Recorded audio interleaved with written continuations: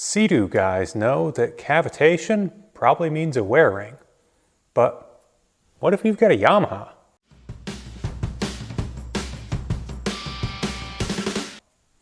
Well, we're going to show you today. So one of the most common cavitation causes I see on Yamahas is related to the intake grate and pump shoe. Now, when Yamaha made these, they had a lot of voids where there could get little air pockets that would cause some really weird things and strange cavitation because those pockets of air let water flow in ways that it wasn't meant to. Originally, from the factory, there was some foam seals here and there and some silicone on other areas that for the most part negated that cavitation. But over the years, it seems like almost every PV motor, so the 800 PV and 1200 PV, whether it's in an XL Limited, XLT GP1200R, or GP800R, XLT 800, any of the engines that Yamaha made that have power valves seem like they have this issue eventually.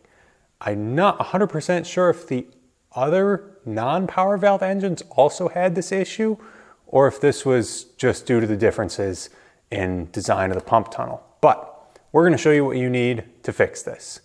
First things first, you are going to crawl under your jet ski. So in order to seal up your pump shoe and intake grate on your Yamaha, the first thing you're going to need to do is obviously remove it. What you're going to want to do that is a 10 millimeter and a 12 millimeter socket on a 1/4 inch ratchet. Now it's very tempting to go and grab yourself a cordless impact and pull it off with that. But don't do that. These Yamahas, the way that these go into the hull, I have seen a lot of them that kind of tend to strip out if you use power tools on them. So stick to your hand tools, that way you have a little more feel of what's going on. Now, the bolts you're gonna wanna remove, these two 12s here, there's two 12s directly opposite them on the other side, and then there's two 10s up here in the front. Leave these two 10s in, this one and this one, because then you can use the intake grate as leverage to break loose any old sealer that may be on here.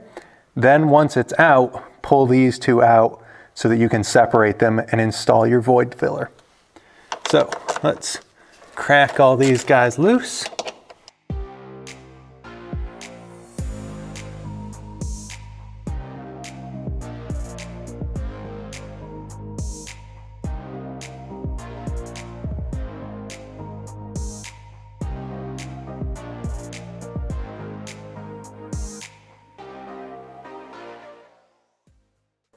So once you've got these out as a unit, after removing those 6 bolts, you're going to remove these 2 and then separate the grate from the shoe. Once you've got this all out, we're going to clean up all this old sealer. So get a razor blade or a wire wheel, something like that, and we're going to try and scrape off all of this nasty stuff that is gotten on here, because we're going to be putting new sealer on and we don't want any of the remnants of this stuff to make our new sealer not seal. So we're going to clean up all of the surfaces where we can see sealer here and come back to you when that's done. Okay, so I've cleaned this up. It doesn't have to be perfect, but we need to get all the big chunks out, especially of the areas where we're going to be filling. Now, I've got this pump shoe seal kit. You can get these from a number of different places. I'll make sure there's a link down in the description so you can get this for your machine. And basically what we're gonna do, I always like to use 3M 5200 to hold this stuff in, but don't use 5200 to hold this stuff to the hull, because if for any reason you ever need to remove this, you won't be able to if you 5200 it on. So RTV this on, but 5200 these into the cavities, because you're never going to pull these back out, but you might need to pull your grate out if for some reason you suck up a rope or a rock or a stick or something. So let's get started putting these into our pump shoe. So essentially, open up your bag and take the directions, throw those away, you don't need them. We're gonna pull out all of the little cavity fillers that are in here and just start matching them up where they go. I dropped a couple on the floor. Now, most of these little ones are for the shoe. So we're going to take a bunch of those little ones and just kind of set them all off to the side, because we need this one, and this one are the ones that we need for what we're doing. So right here on the back, see these big open cavities. So this is where there can be entrapped air that will make its way into your pump tunnel and cause cavitation. So here's what I like to do. Get your tube of 5200 and we're just gonna put a little bit down in each cavity.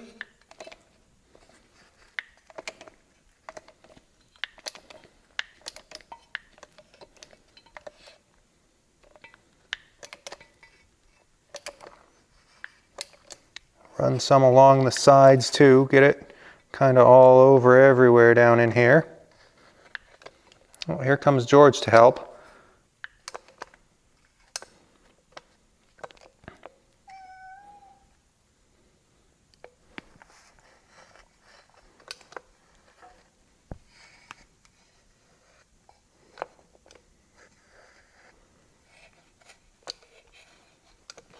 Okay.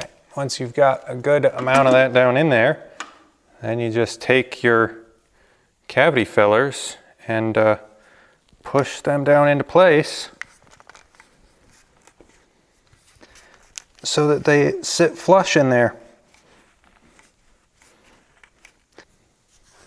So, see, those are down in there nice and flush. We'll get a rag and clean some of this up, but we'll put in this big one right here. Just squeeze it right on down in. We're going to do that same process that we did on these three on all these other little cavities. So all the way around this, I think these are some of the foam things that haven't degraded. So we're going to pull those out and fill in all of these cavities.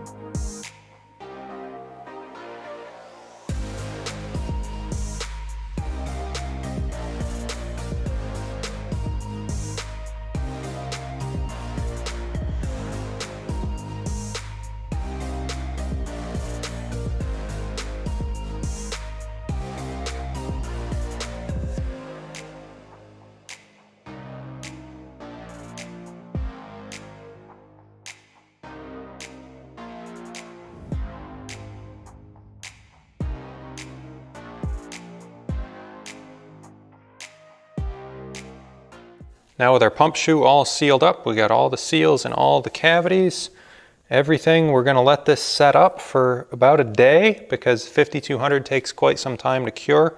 So we're gonna let this set up for about a day to where it's smooth to the touch, not tacky. Then we're going to RTV the grate back on, RTV along here when we reinstall this. So stick around for that. We'll be reinstalling this after about a day of set time on all of these gap fillers in here. So here we go.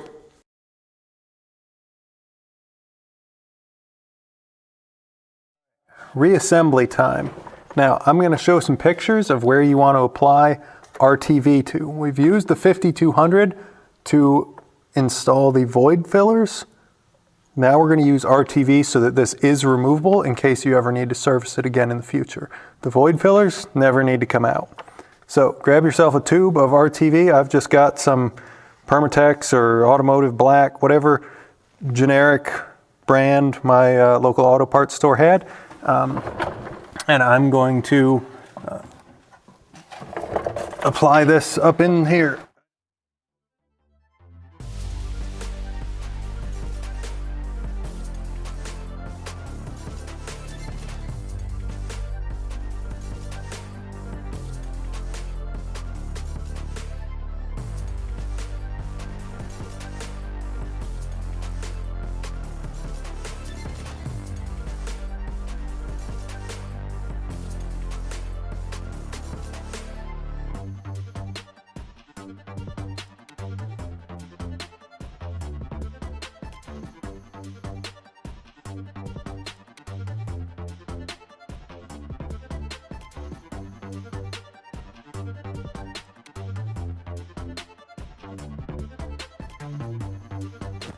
All right, now I'm sure a few people will comment on how this is not the prettiest job with this RTV, and you're absolutely right. I'm gonna clean this up with a rag a little bit better, but what I wanna show you is you want it to be smooth. So you can see how I've wiped back on this.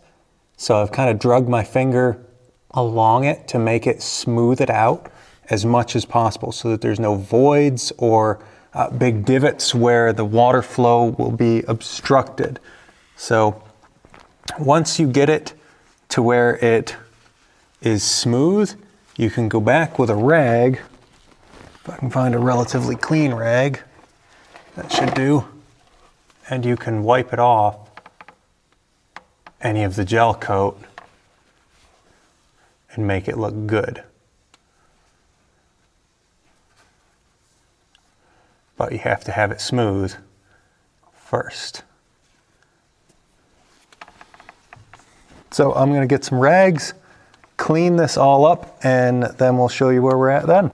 So once you get your pump shoe in and all RTV'd and everything smoothed up just how you want it, we're going to put a little light coat of RTV right around here and around each of these screw holes up here, then put our intake grate on, let it set up, and go to the lake.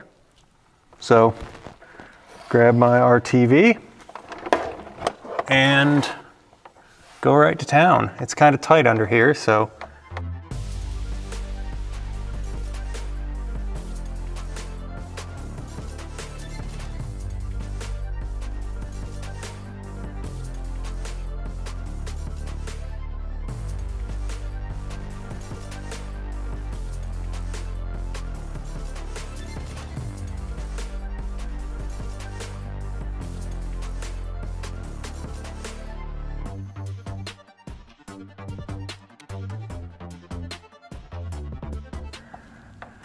All right, so ride plate back on and tight, pump shoes back on, tight, everything's sealed up, let it dry up for a few hours, we're ready to go to the lake.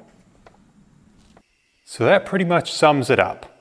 Once you've got this pump shoe kit installed on your Yamaha, all of that cavitation slip and clutch feeling will pretty much be taken care of. So take your waverunner down to the lake and enjoy that newfound or restored performance. And hopefully this video has been helpful to you in getting your waverunner back on the water so that you can enjoy some more time out with your friends and family. And as always, we'll see you in the next video. Thanks for watching.